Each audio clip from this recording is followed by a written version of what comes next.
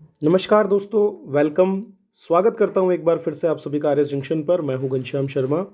दिनांक 6 फरवरी 2021 के current affairs पर हम चर्चा करेंगे। तो डिटेल में हम बात करने वाले हैं आपके आगामी सब इंस्पेक्टर, जो कि आपका बहुप्रतीक्षित एक एग्ज़ाम था, उसका जो है नोटिफिकेशन निकल चुका है और जल्दी इसके फॉर्म्स भी शुरू होने वाले हैं। तो आप अपनी तैयारी को अभी से शुरू कर दें और रेगुलर कंटिन्यू जो है अपनी तैयारी को बनाए रखें। चलिए तो शुरुआत करते हैं पहले प्रश्न के साथ में आज।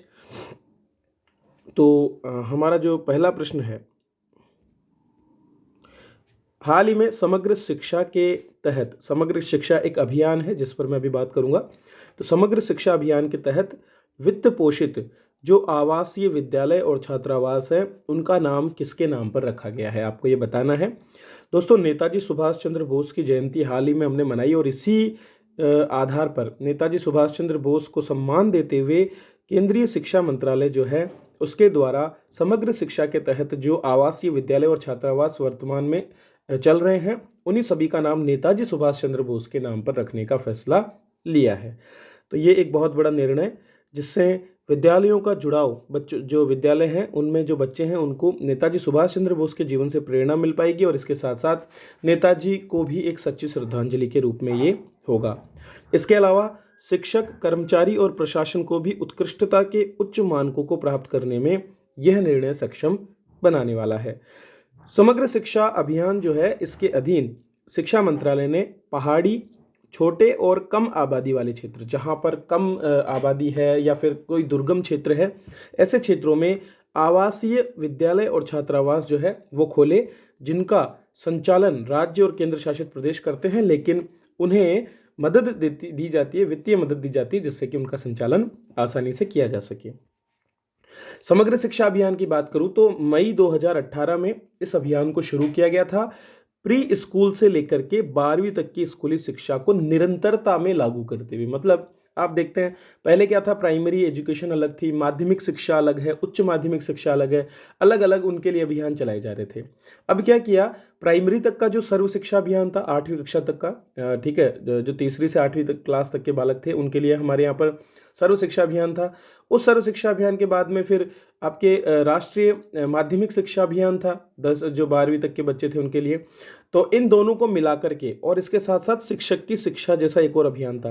तो सर्व शिक्षा अभियान, राष्ट्रीय माध्यमिक शिक्षा अभियान और शिक्षक की शिक्षा, ये तीनों अभियानों को मिलाकर के एक अभियान के रूप में केंद्रीय बजट 2018-19 में समग्र शिक्षा जो आपका अभियान है उसकी शुरुआत की गई थी।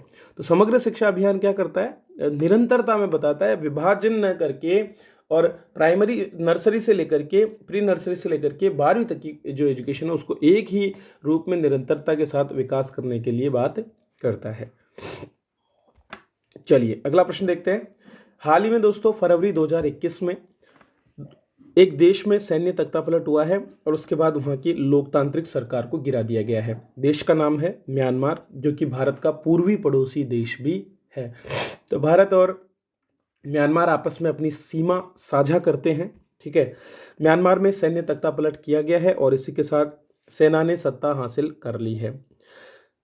वर्ष 1948 में ब्रिटिश शासन से स्वतंत्रता प्राप्त करने के बाद ये म्यांमार का तीसरा तख्तापलट है। तो तीसरी बार जो है तख्तापलट यहाँ पर हो गया है। म्यांमार में 1 वर्ष की अवधि के लिए आपातकाल को भी लागू कर दिया है और इसके साथ साथ जो लोकतांत्रिक रूप से निर्वाचित नेता आंग सान सून की हैं उनको गिरफ्तार भी कर लिया है। उनके ऊपर कई गंभीर आरोप भी इस बार लगाए गए हैं। म्यांमार की बात करें तो स्वतंत्रता के बाद वर्ष 1962 से 2011 तक ये सशस्त्र बलों द्वारा शासित किया गया है। वर्ष 2011 में सेना ने स्वयं जो है नागरिक शासन को वापसी को जो है मंजूरी दी और उन्होंने इस जो जिस तरह से उन्होंने शासन पर कब्जा कर रखा था उसे त्यागने का फैसला लिया। इसके बाद 2015 में यहाँ चुनाव हुए, जिनमें आंग सान सू की के दल राजनीतिक national league for democracy NLD जो है उसने जीत दर्ज की। इसके बाद में यह देश के जो जीत दर्ज हुई वह देश की पहली स्वतंत्र और निष्पक्ष चुनाव के बाद हुई जीत थी और इसमें कई दलों ने हिस्सा लिया था। चलिए आगे बढ़ते हैं दोस्तों। RPSC सब इंस्पेक्टर एग्जाम के लिए complete course on paper 1 Hindi पर अवेलेबल है। और इस कोर्स को शुरुआत की गई है आपकी आर एस जंक्शन एप्लीकेशन पर। तो डिस्क्रिप्शन में दिए गए लिंक से या फिर हमारी वेबसाइट जो है उस पर जाकर के आप इस कोर्स का लाभ उठा सकते हैं। पूरा डिटेल में आपको कोर्स कराया जाएगा, जिसमें PDF नोट्स, MCQ और बाकी अन्य बहुत सी चीज़ें अवेलेबल होगी एक स्थान पर। कीमत भी ज़्यादा नहीं है, मात्र 999 है। तो आज ही आप इसे जो है ज्वाइन कर सकते हैं। चलिए आगे बढ़ते हैं। वर्ष 2021 के लिए विश्व कैंसर दिवस की थीम क्या रही है? तो दोस्तों 4 फरवरी को प्रतिवर्ष कैंसर दिवस मनाया जाता है लोगों में कैंसर के प्रति जागरूकता के लिए। और इस वर्ष इसकी जो थीम रखी गई वो है मैं हूं और मैं रहूंगा।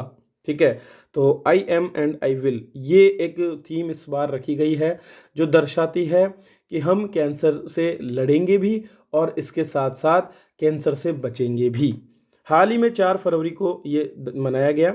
अंतर्राष्ट्रीय कैंसर नियंत्रण के लिए जो संघ है, जिसको बोलते हैं हम union for international cancer control, UICC, उसकी पहल के अंतर्गत इसे मनाया जाता है।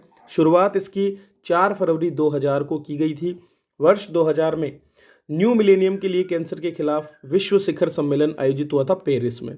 तो पेरिस में नए शताब्दी वर्ष के लिए, मिलेनियम मतलब होता है शताब्दी वर्ष, ठीक है, नए शताब्दी वर्ष के लिए कैंसर के खिलाफ ये एक सम्मेलन आयोजित किया गया। और इसके चार्टर के अंतर्गत कैंसर के प्रति रोगों में जागरूकता पैदा करना, कैंसर की विभिन्न बीमारियों को डायग्नोस करना, उनका उचित इलाज करना और लोगों को जो है अच्छी जीवन शैली अपनाने के लिए प्रेरित करने के उद्देश्य इसमें रखे गए थे। तो इस साल मैं हूं और मैं रहूंगा ये थीम रखी गई है। थीम 2019 से लेकर 2021 तक के लिए रखी गई है। विश्व कैंसर दिवस का उद्देश्य क्या है? दुनिया भर की सरकार और व्यक्तियों को इस बीमारी के खिलाफ कार्रवाई करने के लिए जागरूक बनाना। कैंसर क्या है? कैंसर कोई बीमारी नहीं है, बल्कि दोस्तों ये हमारे शरीर में विभिन्न अंगों में कोशिकाओं की अनियंत्रित वृद्धि को दर्शाता है। किसी भी कारण से कई बार कोशिकाओं में जो म्यूटेशन या उत्परिवर्तन हो जाता है और उनकी जेनेटिक संरचना में बदलाव की वजह से उनकी जो ग्रोथ कैपेसिटी है वो बहुत ज़्यादा बढ़ जाती है और वो अनियंत्रित रूप से किसी एक स्थान पर वृद्धि करने लगती हैं, जिसकी वजह से वहाँ पर संरचनात्मक बदलाव होते हैं और गांठ जैसी चीज़ों का रूप जो है वो धारण कर लेता है, जिन्हें बाद में विभिन्न प्रकार की तकनीकों का प्रयोग करके शरीर से हटाया जाता है। हालांकि जब ये काफ़ी बड़े स्तर पर चला जाता है तो इसका इलाज करना मुश्किल हो जाता है। पाकिस्तान द्वारा फरवरी 2021 में एक मिसाइल का सफलतापूर्वक परीक्षण किया गया और इस मिसाइल का नाम है गजनवी। तो दोस्तों बहुत से मिसाइल्स पाकिस्तान भी डेवलप कर रहा है और इसी क्रम में उसने गजनवी मिसाइल का सफल परीक्षण किया। गजनवी एक परमाणु सक्षम सतह से सतह, सरफेस टू सरफेस मार करने वाली बैलिस्टिक मिसाइल है जिसकी क्षमता 290 किलोमीटर है। गजनवी मिसाइल को पाकिस्तानी सेना के सामरिक बल के वार्षिक फील्ड प्रशिक्षण अभ्यास के समापन पर लॉन्च किया गया। इस मिसाइल का नाम 11वीं शताब्दी के मुस्लिम तुर्क विजेता महमूद गजनवी, जिसने भारत में बड़ा जो है तांडव मचाया था, उसके नाम पर रखा गया।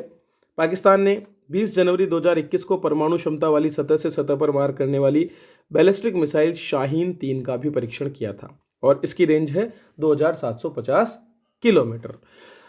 अभी हम और पाकिस्तान की मिसाइलों की बात करें तो मैं बेसिक सी जानकारी दे देता हूँ। पाकिस्तान के पास गौरी, अब्दाली, हत्फ अथवा नस्र जैसी बैलिस्टिक और बाबर और राज जैसी क्रूज सतह से सतह पर मार करने वाली मिसाइलें उपलब्ध है। इसके अलावा उसके पास बख्तर शिखन नामक एक 1980 के दशक में डेवलप की हुई एंटी टैंक गाइडेड मिसाइल भी है और बर्क नामक लेजर निर्देशित हवा से सतह में मार करने वाली मिसाइल भी उसके पास है। तो ये कुछ मिसाइलें हैं प्रमुख जो कि पाकिस्तान के पास उपलब्ध हैं। दोस्तों हाल ही में लोकतंत्र सूचकांक 2020 के आंकड़े जारी किए गए हैं और इसमें भारत 2 स्थान फिसलकर 53वें स्थान पर आ गया है। तो लगातार दूसरे वर्ष भारत की रैंकिंग में गिरावट हुई है। द इकोनॉमिस्ट इंटेलिजेंस यूनिट द्वारा इस रैंकिंग को जारी किया जाता है और इसमें अब की बार कहा गया है कि जो भारतीय प्राधिकारी हैं उन्होंने कोविड-19 के दौरान लोकतांत्रिक मूल्यों से पीछे हटने और नागरिकों की स्वतंत्रता पर कार्रवाई करने की वजह से ही भारत की रैंकिंग गिरी है, क्योंकि बहुत से रिस्ट्रिक्शंस जो हैं लोगों की स्वतंत्रता पर इस बार लगाए गए थे। 2018 की तुलना में 2019 में अगर हम पहले बात करें, मतलब पिछले साल जो है 10 स्थान हम पीछे हो गए थे और 41वें स्थान से गिरकर सीधे 51वें स्थान पर आ गए थे। इस बार इसमें 2 अंकों की और गिरावट हुई है। हालांकि भारत इस सूची में अपने अधिकतर पड़ोसी देशों से ऊपर है। भारत को 2019 में 6.9 अंक मिले थे जो घटकर 6.61 अंक रह गए हैं। इस सूची में आइसलैंड, स्वीडन, न्यूजीलैंड और कनाडा ये जो हैं शीर्ष 5 देशों में शामिल है। भारत को अमेरिका, फ्रांस, बेल्जियम और ब्राज़ील के साथ त्रुटिपूर्ण लोकतंत्र में, पूर्ण लोकतंत्र नहीं है बल्कि त्रुटिपूर्ण लोकतंत्र है, क्योंकि कहीं न कहीं भारत में कई बार लोगों के अधिकारों का जो है दमन होता रहता है। तो अलग-अलग प्रकार के जो लोकतंत्र है जिसमें पूर्ण लोकतंत्र, त्रुटिपूर्ण लोकतंत्र, मिश्रित शासन और इस तरह के जो 4 वर्गीकरण होते हैं, मैं डिटेल में एक अलग से वीडियो बनाऊँगा जिसमें इस पर चर्चा भी करूँगा। तो उस वीडियो को आप रेफ़र कर सकते हैं और वहाँ पर डिटेल में हम बात करेंगे कैसे इस लोकतंत्र सूचकांक को बनाया जाता है। तो भारत के पड़ोसी देशों में श्रीलंका 68वें, बांग्लादेश 76वें, भूटान 84वें और पाकिस्तान 105वें स्थान पर रहा है। तो यह है दोस्तों आज का करंट अफेयर का एडिशन जिसमें मैंने आपसे डिटेल में चर्चा की है। बने रहिए हमारे साथ इसी तरह। अगर अच्छा लगा हो तो लाइक करने में कंजूसी ना बरतें, शेयर करें अपने दोस्तों के साथ और आज ही सब्सक्राइब करें हमारे चैनल को। वीडियो देखने के लिए आप सभी का बहुत बहुत धन्यवाद।